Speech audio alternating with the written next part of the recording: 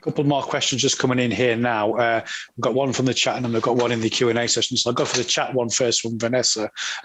What is your weekly aerobic runs and long distances you give for different age groups? So I guess...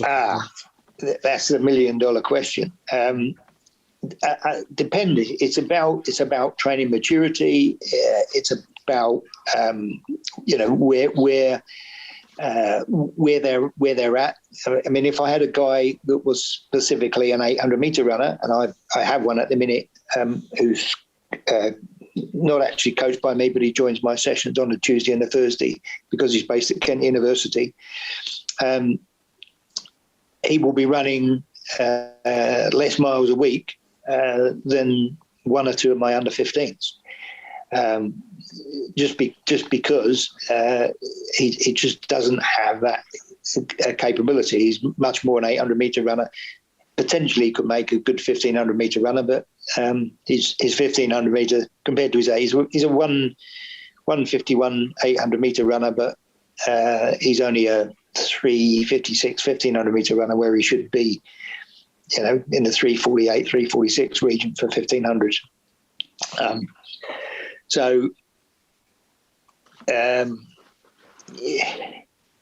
Yes, that's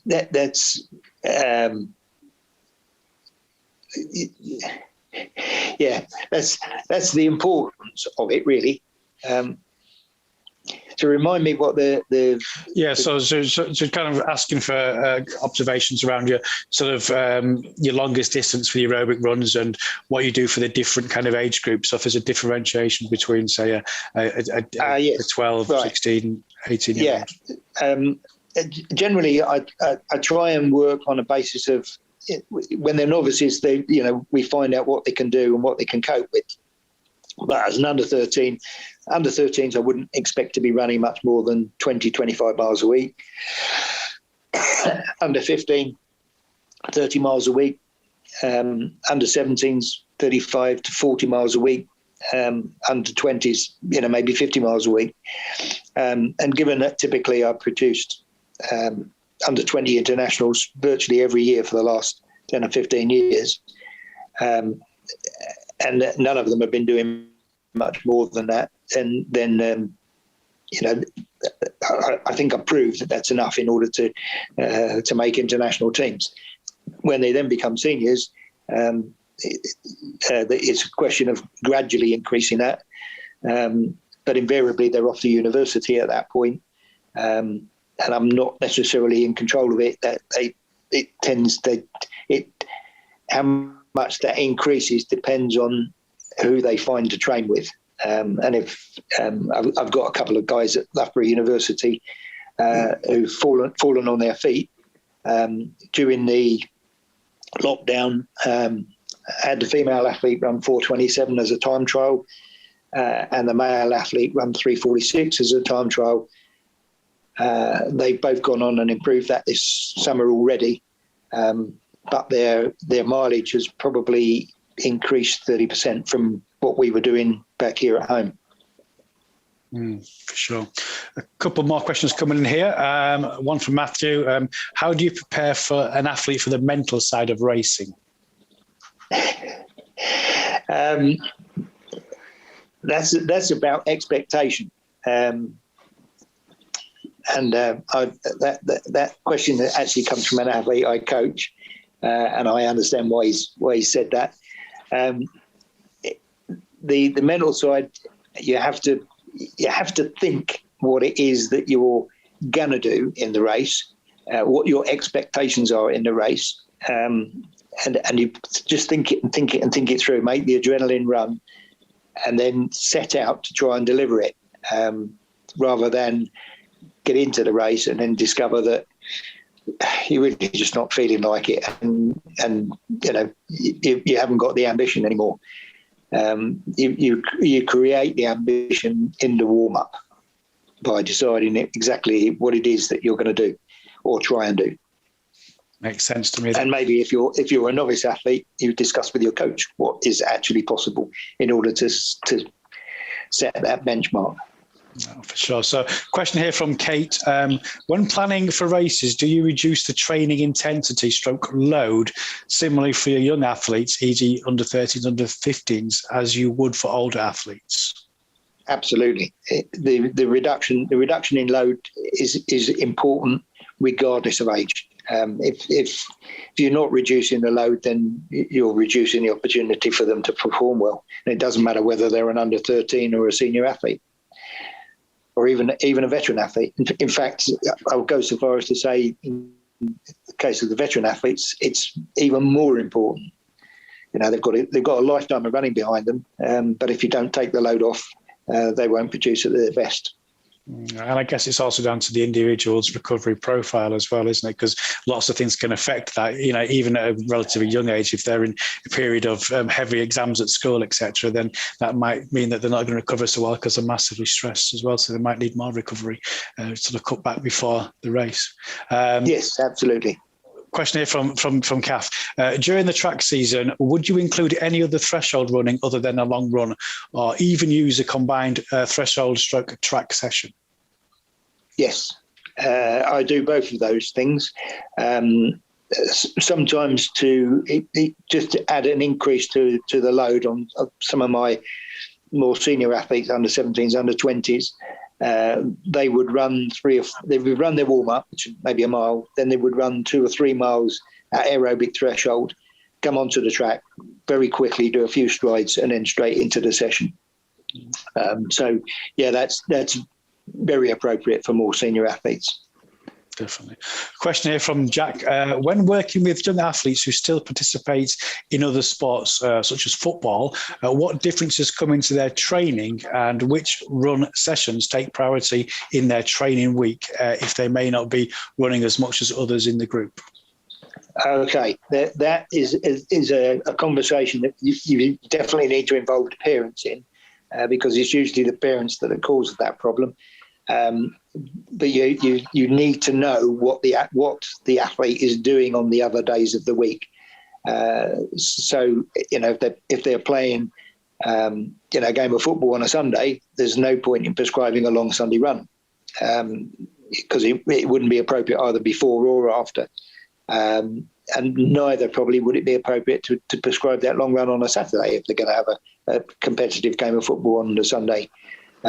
So then I would try and find another day of the week to do it. And Wednesday's not a good day between the 2 track sessions. Monday's not a great day. So then you start talking about Friday and making the rest day somewhere else, or 2 rest days in the case of an under 13. So possibly a Monday and a Wednesday rest. So they've got a rest day before each track session. Excellent. That makes sense to me massively. And having somebody who played a lot of football in my youth, I can certainly understand how much running you do when you actually do other sports. So it's definitely a conversation you have to have with the parents, and that one most definitely. A question here from Jamie in the chat. Do you include drills and strength and conditioning units in your training schedules?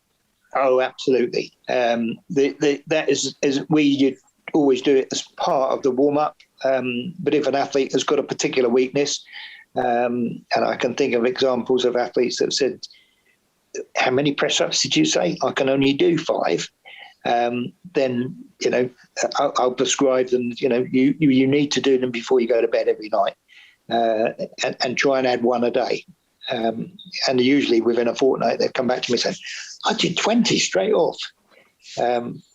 So yes, that's we always do as part of our warm up.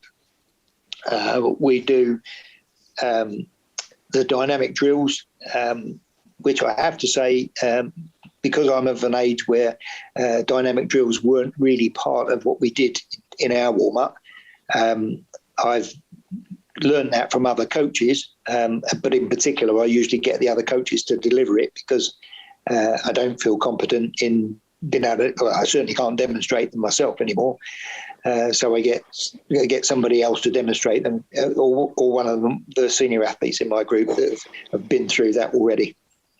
Yeah, makes sense to me. That most definitely, having given the fact that I've got particularly poor form, I always look for someone else if I can to do a demo rather than me.